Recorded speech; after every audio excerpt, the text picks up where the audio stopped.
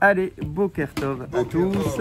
Alors, comme on l'a commencé hier, on a réservé quelques séances que d'Alaha, exceptionnellement, d'accord, pour parler donc de ce cas de figure qui n'est pas si exceptionnel que ça, hein, d'accord, ça arrive de temps en temps, juste pour rappeler les halachot d'un Pessah qui tombe un samedi soir. Ah, c'est tous les 13 ans. D'accord, bah, ça va, on l'a vécu quoi. Ça va, Non, c'est quelque chose qu'on a vécu, c'est pas un truc qui a jamais existé, c'est la première fois de notre vie, comment on va faire, on n'y arrivera jamais. Ça va, c'est un truc qu'on a déjà vécu. Une fois ou deux quoi. Une fois ou deux, chacun selon son âge, certains 3 fois. Donc, on a dit déjà pas mal de choses hier, on continue et on avance gentiment. On nous dit ce matin, Mutar la asot melacha beyom shishi kemo bishar arve shabbatot shel kol yemot hashana. Vous savez, il y a une halacha spécifique, veille de Pessah. Veille de Pessah, on n'a pas le droit de travailler à partir de Chatzot. Wow. D'où vient ce truc-là? Pourquoi c'est pas encore la fête? Pourquoi tu m'embêtais à pas travailler la veille de Pessah? On dit c'est par rapport au Korban. À l'époque du Beth Amikdash, regardez, c'était très simple. À l'époque du Beth Amikdash, quelqu'un qui offrait un Korban au Beth Amikdash, pour lui c'était un Yom Tov. Quand je dis Yom Tov, c'est pas un Yom Tov dans les moindres détails de la halacha, mais c'est un jour de fête. C'est un jour de fête. Tu t'es rapproché d'Hachem, tu as eu la kapara, tu as eu la selicha, d'accord? Donc du coup, c'est un jour de fête le jour où tu amènes un Korban. Tu vas pas travailler, tu vas pas au boulot ce jour-là. Et veille de Pessah, on amenait tous le Korban Pessah. Ouais. Donc pour nous, c'était tous un jour de fête. À partir de quand est-ce qu'on amenait le Korban Pessah? À partir de Chatzot. Donc nos Chachamim ont retenu que veille de Pessah tous les ans, même quand il n'y a plus de Korbanot, même quand il n'y a plus de Beth Amikdash, veille de Pessah tous les ans, à partir de Chatzot, tu ne travailles plus. Est-ce que c'est un véritable interdit dur, etc. On nous dit, bah oui.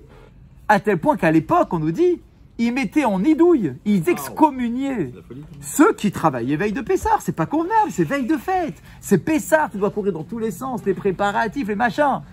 Alors attention, quels sont les travaux interdits, quels sont pas les travaux interdits, c'est un peu plus complexe que cela, d'accord? C'est les métiers qui sont qui prennent du temps, qui sont professionnels, etc. Alors voilà, on essaye de pas se raser à ce moment-là déjà, il faut se raser avant Chatzot parce qu'on considère que le rasage c'est une melacha. Donc il y a pas mal de détails.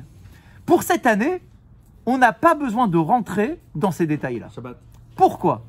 Parce que la veille de Pessah, c'est Shabbat. Donc c'est déjà Shabbat de toute façon. Est-ce que tu vas te poser la question à partir de quelle heure je ne vais pas travailler, qu'est-ce que j'ai le droit de faire, etc. Non, parce que c'est Shabbat. Ah oui, mais alors est-ce qu'on a avancé les interdits en question au vendredi? Puisque depuis hier, on n'arrête pas de dire le vendredi, c'est le nouveau veille de Pessah en quelque sorte. D'accord? Puisque c'est à ce moment-là qu'on va brûler le Chamex, etc. Alors voilà ce qu'on nous dit là à l'Acha. Mutar la sot melacha beyom shishi. En fait, non, on n'est pas veille de Pessah. Donc les Chachamim ne vont pas t'interdire le vendredi à partir de Chatzot de travailler, de faire des activités, de bricoler à la maison. On ne va pas nous l'interdire parce qu'on n'est pas veille de Pessah. Est-ce qu'ils apportaient le Korban Pessah à l'époque, le samedi? C'est ça la question. Parce que finalement, c'est par rapport au Korban Pessah qu'on fait tout ça. Ouais.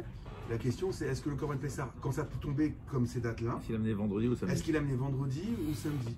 Est-ce qu'on avait le droit d'amener des sacrifices samedi? On amenait des korbanot le Shabbat. Donc, maintenant, c'est une bonne question. Je ne sais pas si on amenait le Korban Pessah. C'est une bonne question. Honnêtement, je la garde de côté. Je ne sais pas. D'accord, à voir. Mais concrètement, logiquement non. Ouais, à voir. Je sais pas. Je veux pas me prononcer. Je sais pas. Je sais pas. La question, donc pour nous, à notre niveau, il n'y a plus de korbanot. Donc c'était de savoir est-ce qu'on avance au vendredi ou pas le fait de ne plus travailler. Alors on nous dit non, ça n'aurait pas de sens. Parce que vendredi, effectivement, on n'est pas veille de Pessah, donc tu n'es pas dans la préoccupation de Pessah. Maintenant, n'oublions pas que ça reste quand même un vendredi. Oui, ben vendredi aussi pareil, Shabbat. Vendredi. Tous les vendredis après-midi, veille de Shabbat, je n'ai pas le droit de travailler à partir d'un certain moment. Ah, pas le droit? Bah oui, de la même façon.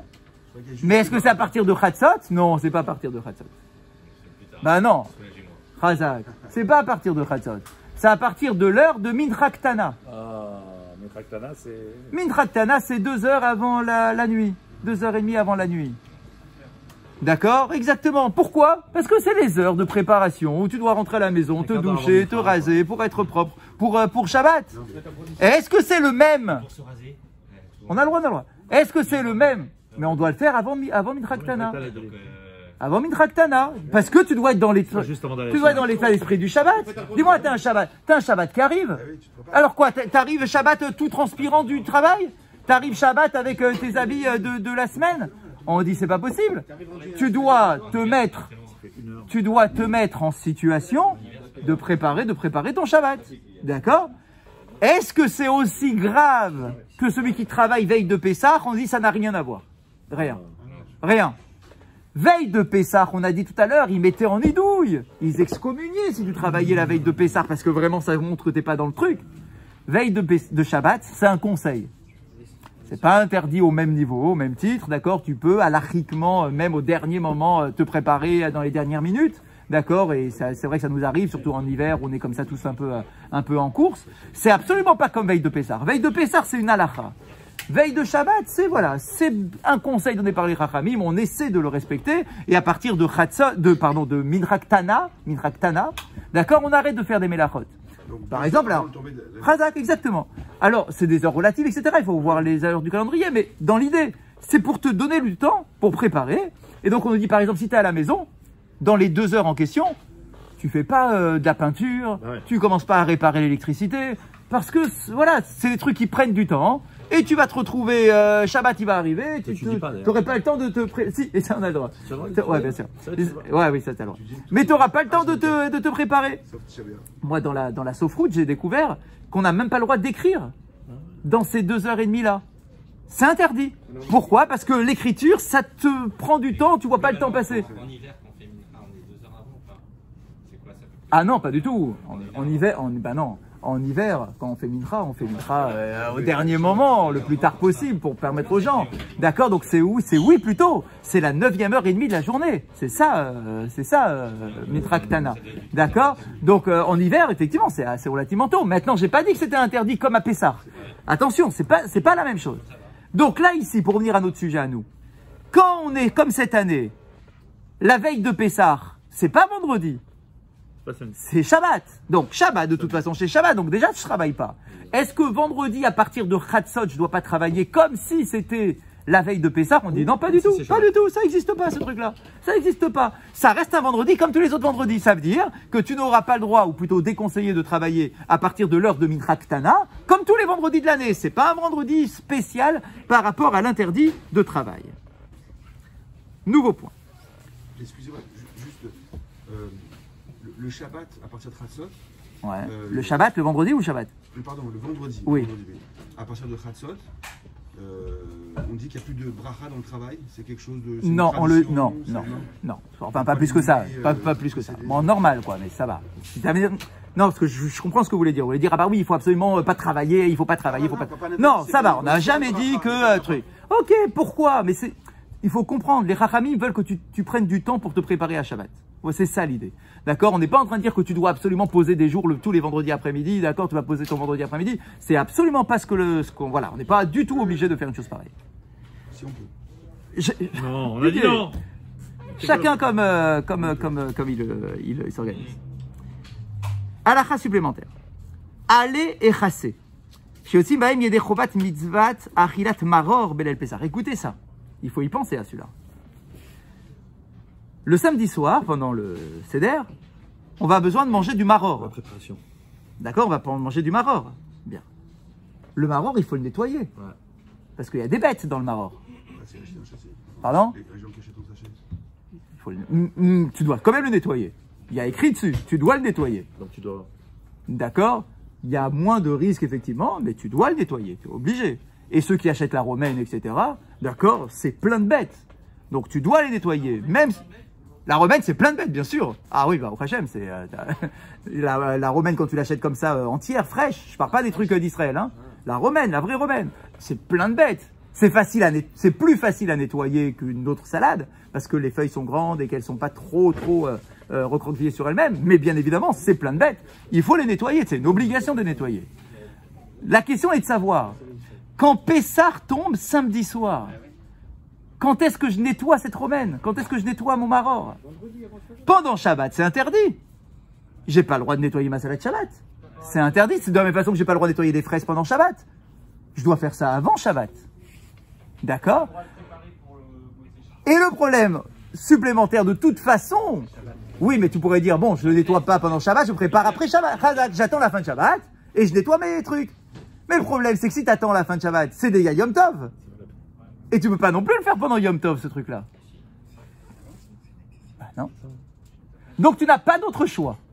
Tu es obligé de nettoyer tes salades le vendredi, avant Shabbat. Chazak, il y a des choses que tu peux pas faire, parce que c'est un problème de borer, de trier. Donc, regardez ce qu'il nous dit. Allez et chasser les feuilles de maror. Chez Yotzim Baem Yedechovat Mitzvat Maror, que tu vas utiliser pour la mitzvah du Maror, le soir du Pessah. Yesh les botkam, tu n'as pas le choix. Yesh les botkam, tu dois les vérifier. Retev, bien. Be'erev Shabbat, donc la veille avant le début de Shabbat. Minatolaim, chez Mitzvah Baem, à cause des petites bêtes qui sont à l'intérieur. Veyanichu otam bamekarer, ou mettre l'itlacha, allez la seder. Maintenant, si je les nettoie, on sait très bien qu'une fois que je les nettoie et qu'elles sont toutes, que les feuilles sont ouvertes, elles vont sécher, elles vont peut-être s'abîmer. Comment je fais pour maintenir ces feuilles qu'elles soient quand même bonnes? D'accord, je n'ai pas envie de manger un truc tout sec. D'accord, comment je fais? Alors on nous dit c'est pas grave. Tu les enveloppes dans une serviette humide. Bah oui. Et tu les mets au frigo. Ça va kiffer. Pour pas qu'elles se flétrissent. C'est interdit parce que ça demande une dédicace. Oui. Mais c'est pas juste. C'est boraire. C'est boraire, c'est un vrai problème, c'est pas un truc secondaire. Mais bien sûr, tout. Bien sûr, ça veut dire quoi? Je mange une date Shabbat, je commence alors. Non, quand tu manges Shabbat, de toute façon, si tu veux manger ta date, tu l'ouvres. Ouais. D'accord? Donc tu vas pas manger le noyau. Donc tu l'ouvres, tu enlèves le noyau. Ouais. Donc si tu vois qu'il y a une bête dedans, tu fais quoi? Tu jettes la date. Chazak, tu jettes la date, donc il n'y a pas de problème. Tu dois la préparer avant. Parce que tu peux pas nettoyer. La différence avec une date, quand tu as une date qui est abîmée, tu la jettes à la poubelle. Tu enlèves pas le verre qui est dedans pour manger la date. D'accord? La feuille, le fruit, la fraise, etc. Pourquoi est-ce qu'on dit tu peux pas? Parce que tu es boraire pendant Shabbat. Ben, bien sûr, tu es boraire. Donc tu dois nettoyer avant Shabbat. Donc là, ici, ben, tout ce qui est nettoyé d'une feuille de truc. Ça s'appelle boraire. Les fraises, il faut les nettoyer avant Shabbat. Ben, oui, moi aussi, mais nettoyer avant Shabbat. Nettoyer avant Shabbat. Et tu les mets de côté. Donc, ces feuilles de laitue, salade, etc. Tu dois absolument les nettoyer avant Shabbat. Maintenant, il ne faut pas qu'elles sèchent. Donc, tu les mets dans une serviette éponge, d'accord, clac. Tu les mets au frigo. Comme quoi, le loup là, ouais. Tu les mets au frigo. Bien. Et regardez le truc. Il me dit, bon, j'ai peut-être une autre solution. Je vais les nettoyer comme ça.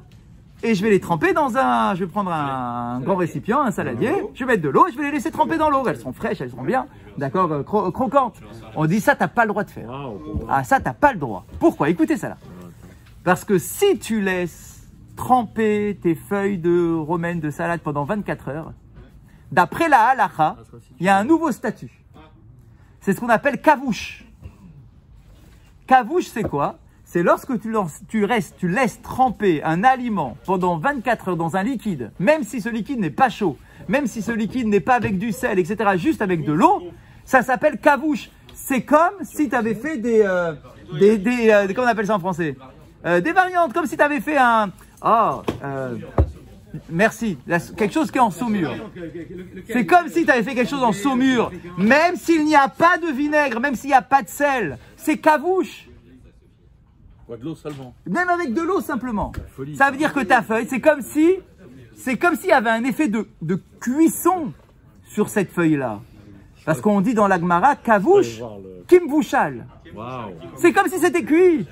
Et il va dire, bon, ça veut dire que ta feuille, elle va sortir en réalité dans un état qui n'est plus considéré halachiquement comme étant frais. Et le problème, c'est quoi? C'est que pour t'acquitter de la mitzvah du maror, il faut que le maror soit frais et qu'il ne soit pas ni cuit, ni bouilli, ni en saumure. Donc tu ne peux pas laisser tremper comme ça pendant 24 heures, même dans de l'eau, tu ne peux pas laisser tes feuilles de salade pendant 24 heures. Excusez-moi, mais quand on achète les sachets. La recette, c'est avant. Tu le prépares avant. Alors, tu n'as pas le choix, tu le prépares avant. Tu n'as pas le choix. On n'a pas le choix. Parce que, mais tu vas écraser, Je dois toujours vérifier. T'achètes le charoset en truc. C'est aussi problématique. C'est aussi problématique. C'est faire une pâte. Faire une pâte, ça peut être aussi problématique. D'accord? Tu prépares avant. Et ceux qui font leur charoset maison et qui écrasent les dates, etc., t'as pas d'autre choix. Ouais, j'ai compris, tu vois le tube. Et en sachet, c'est pas déjà tout nettoyé en sachet? Mais encore une fois, quand tu achètes en sachet, d'accord, il est écrit sur le sachet que tu achètes que même si elle a été lavée, ça ne te retire pas l'obligation de vérifier ta salade. C'est un issour qui est très important. Tu peux pas le manger comme ça. Tu dois nettoyer ta salade. Donc, dans les choses à faire avant Pessah, il faut y penser depuis le vendredi à nettoyer cette salade. Et attention, et en quantité pour le nombre de personnes que je vais avoir. Bah oui, que je vais avoir pendant les repas. Donc c'est extrêmement important. Ça va me prendre du temps ce truc-là. Ça veut dire que c'est pas un truc que je vais faire à la dernière minute en disant ah ouais, je dois faire les salades. Ça va me prendre du temps parce qu'il va falloir 2 fois 30 grammes pour chacun. Ah, si on a oublié quoi, de le nettoyer carrément? Je sais pas. Vous avez une idée? Vous avez une solution? Je sais pas. Ouais, pour peser, oui. Ouais, je sais pas. Honnêtement, je sais pas. Je l'ai pas lu pour le Maroc. Ouais, c'est une bonne question. Je sais pas. Vous l'avez lu quelque part? Moi non plus. Pour la matzah, je sais. Pour la matzah, vous savez que normalement, dans l'idéal, les poids de matzah, les fameux kazaït, etc. En général, on le prépare avant la fête. D'accord? Mais la halakha nous dit, si tu as une petite balance mécanique, tu peux même la préparer, même pendant la fête, alors que normalement peser, etc., c'est problématique parce que ça c'est donner des mesures, d'accord? Mais c'est autorisé parce que c'est pour la mitzvah. Mais j'ai pas vu cette autorisation, je l'ai pas vu pour les feuilles de salade. On sait combien fait la... Là, vous parlez pourquoi? Pour la matzah? Ouais, à peu près, effectivement. Tu peux. Moi, je trouve que préparer finalement, c'est pas. Bah, honnêtement, c'est très pratique. Parce que nous, on le fait comme ça à la maison. Parce que du coup, chacun a exactement la bonne quantité. Hop, et tu distribues à chacun la quantité qu'il doit manger. Honnêtement, c'est très pratique. Et moi, ce que je fais, c'est que, parce qu'il y a des personnes des fois âgées à table, etc., ou des fois des petits, c'est que je leur fais les différentes quantités de kazaït possibles. Donc ça aussi, c'est vendredi qu'il faut le faire, pas ça? Chazak, moi je le ferai vendredi, en tout cas c'est sûr, tous ces préparatifs-là, je le ferai le vendredi. D'accord? Mais c'est vrai que pour peser, il y a une autorisation, chaque forage, de peser même à table du Seder. D'accord? Surtout que cette année, c'est pas un Shabbat, c'est juste un samedi soir. D'accord? Donc effectivement, ça, il y a un éther qui est clair, que j'ai déjà lu partout. D'accord? De peser. Pardon? Non, manuel, je m'ai dit à pile. Les manuels et mécaniques. D'accord, que tu mets, j'en ai moi une à la maison, un petit truc, d'accord, tac, tu mets la matzah dessus et une sorte de peser à l'aiguille. Alors, ça va arriver, bien sûr. Mécanique, c'est pas évident de peser 27 grammes. Khadak, alors c'est du à peu près, effectivement, c'est du 30, 35, c'est effectivement, c'est pas aussi précis. Ouais, mais c'est vrai que c'est compliqué. Donc l'avantage, c'est pour ça que l'avantage de préparer avant, même la matzah, c'est que au moins tu es sûr des quantités, t'as pas donné beaucoup trop ou trop peu, d'accord? Et tu peux distribuer facilement et tu peux même prévoir les petits, entre guillemets, ce que j'appelle les petits kazaït, d'accord? Pour ceux qui sont un peu âgés, qui veulent faire la mitzvah, mais qui n'ont pas la force de manger 30 grammes dans leur kazaït, mais on peut s'appuyer sur l'autre kazaït de 17 grammes, d'accord? Donc c'est quand même bien d'avoir entre les mains toutes les quantités possibles pour donner aux bonnes personnes quand même un kazaït. Donc, on continue. La question suivante, et on va commencer donc à rentrer dans le vif du sujet, par rapport bien évidemment au repas du vendredi, le repas du Shabbat, vendredi soir et samedi, par rapport au fameux motzi que l'on doit faire. Alors, on va y arriver doucement. Il commence comme ça. Il nous donne une sorte de situation comme ça. Je ne sais pas si je l'appelle idéale. Honnêtement, je ne suis pas sûr que ce soit la solution idéale, mais on va dire que c'est la première solution à l'Arik, la première. Il nous dit comme ça. Beyom Shabbat, le matin de Shabbat, veille de Pessah. Yashkimu kum leitpalel shacharit imanet sachama. Tu organises ton office du Shabbat matin très tôt le matin. Tu viens pas à 9h. Tu t'organises pour prier avec le lever du soleil. Donc beaucoup plus tôt que la tfila habituelle. Velo yarichu bitfila. Et c'est une tfila rapide. Pas de chanteur, pas de piyouti, pas de truc. Pas de mosifim, rien. Office rapide. Vechen. Ishtadoulola lot olim nosafim les sefer Torah, donc pas de mosifim. Et là, shiva olim. Tu fais juste le chova. ce qui est obligatoire, c'est-à-dire les 7 montées du Shabbat uniquement. Il nous donne premièrement, donc c'est pour ça que je dis, je ne le qualifie pas comme étant la solution idéale, mais voilà, c'est une solution aussi. Comme ça, tu rentres vite à la maison, et tu peux faire ton premier repas de Shabbat, ou plutôt le deuxième repas de Shabbat, le premier du samedi. Tu fais ton repas de Shabbat avec du pain, avec ton motzi, tranquille, d'accord, ta matzah, ta challah, etc.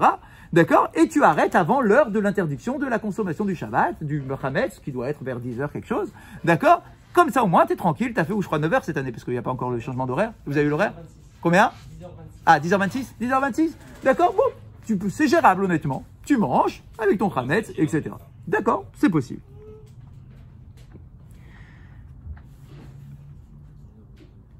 Maintenant, il nous dit comme ça. Yizaher me'od biseudato. Il faudra quand même faire très attention. Pourquoi? Parce que tu vas faire des miettes. Tu vas faire des miettes. Et on est samedi matin. Et que c'est Shabbat, et que c'est la panique. Tu ne pourras pas utiliser ni ton aspirateur, ni refaire une bédika, parce qu'il n'y a plus de bédika. Et que si tu as des enfants à plus à table, et qu'un enfant c'est un enfant, et qu'il va manger, et qu'il va avoir des miettes à droite et à gauche, il nous dit, mais en théorie, c'est quand même possible, tu peux manger du pain. Mais Isaër fait attention, Méod, beaucoup, très attention, chez Loïc Pazerou, Pérouré, Alechem, Echol et Hiver, de ne pas avoir des miettes de pain qui vont se balader dans toute la maison. Ou Miyan Lachara Seouda, Yatsni Akol Keliechamed comme Yuchan. Mais le vrai problème, c'est quoi? C'est que qu'est-ce que je fais si je mange donc du pain, etc. Et donc dans des assiettes qui sont Hametz, enfin voilà, tout un repas Hametz, quoi.